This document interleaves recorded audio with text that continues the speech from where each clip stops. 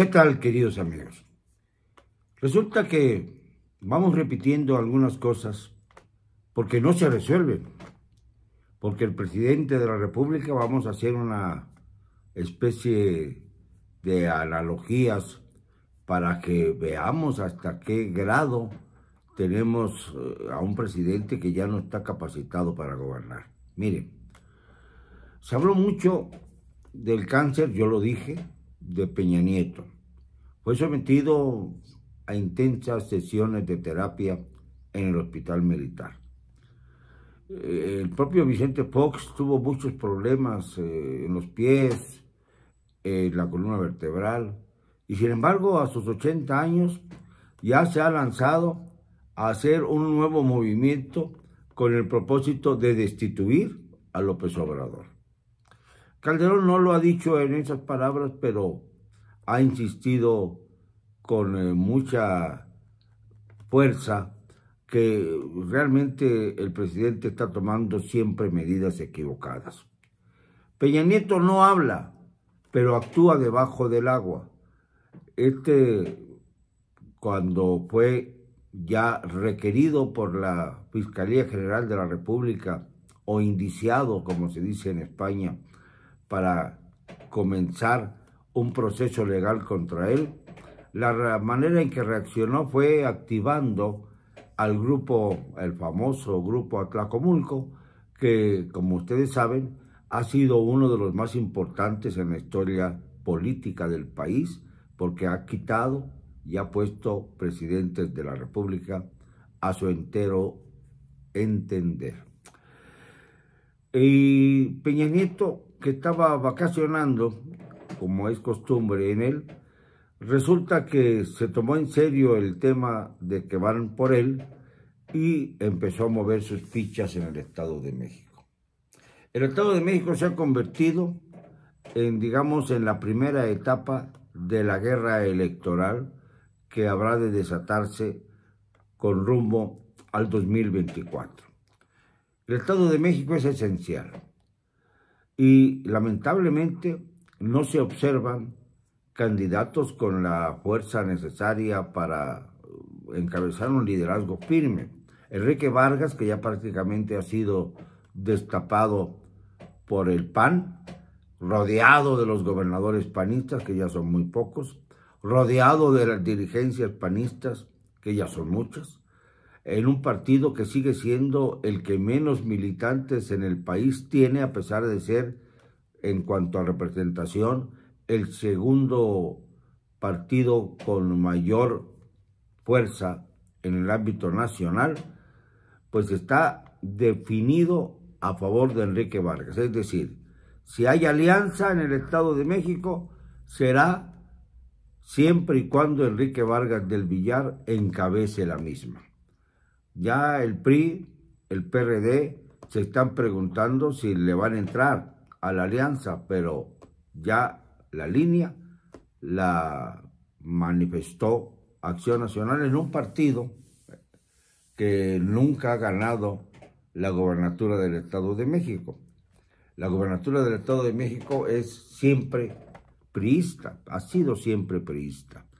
Y es, junto con Coahuila, los únicos estados, que casualmente los dos van a renovar gobernaturas el año próximo, los únicos estados en donde no ha habido alternancia alguna en todo este tiempo de tanta fuerza y de tanto golpeteo entre los partidos políticos que antes eran oposición y que ahora han dejado al PRI sumido en la desgracia. Entonces, si el PRI se une a la alianza y apoya a Enrique Vargas, habrá desaparecido su hegemonía en el Estado de México. Y si no lo hace, pues entonces pulverizará la votación a favor de Morena y a favor de la maestra Delfina Gómez, que dejó un desastre en la Secretaría de Educación. Pero todo esto se debe a la falta de controles políticos por parte del presidente de la República.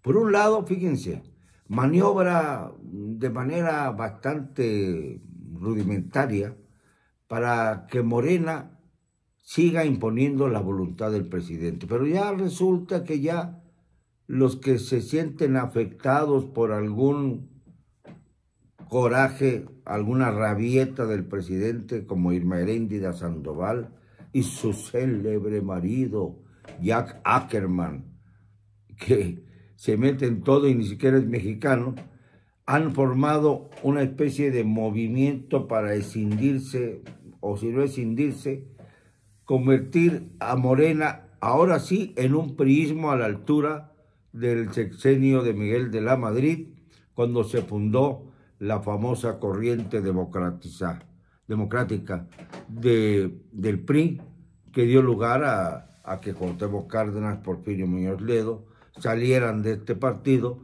y formaran primero el Frente Democrático Nacional y después el Partido de la Revolución Democrática, el PRD, al que se sumó inmediatamente Andrés Manuel López Obrador. No hay que olvidar los orígenes: PRI, PRD, Morena. Así fue la línea política de Andrés Manuel López Obrador. Naturalmente, en estas circunstancias, Morena ya tiene también su corriente democrática. Es decir, le siguen los pasos al PRI de la época de 1988, cuando terminaba el fatídico sexenio de Miguel de la Madrid. Y ahí es donde entra la gran interrogante. El secretario de Gobernación entonces era, ya lo sabemos, el miserable señor Manuel Bartlett. Y ahora es el operador político detrás de bambalinas del presidente López Obrador. Bartlett, aunque es director de la Comisión Federal de Electricidad, siempre está pegado al oído de Andrés Manuel, diciéndole por aquí, para allá, para allá. Es el operador político. Y curiosamente el que surge como un posible precandidato presidencial sin tener ningún mérito, porque como secretario de Turismo de Peña Nieto fue un cero a la izquierda, es decir, no garantizó absolutamente nada, y como diputado federal creo que ni usó la tribuna del Congreso. O sea, fue totalmente anodino con su actuación política en el pasado reciente. También se metió mucho a la cuestión económica, y en la cuestión económica pues no tampoco destacó así como para pensar que estábamos ante una luminaria, un sabio de los economistas que pudiera ser el que resolviera el grave embrollo económico en el que nos ha metido la Cuarta Transformación. Ahí es donde está la clave, fíjense, la unión de Miguel de la Madrid, del sexenio del extinto Miguel de la Madrid, con Andrés Manuel López Obrador. La figura central, Manuel Bartlett. Y lógicamente no se puede esperar otra cosa que señalar que Enrique de la Madrid surge de la corriente bartheletiana, porque es el puente, Manuel Bartlett, entre esos dos sexenios. También tiene puentes con el salinato, el señor López Obrador, como lo hemos comentado ya, y tiene puentes con Zedillo.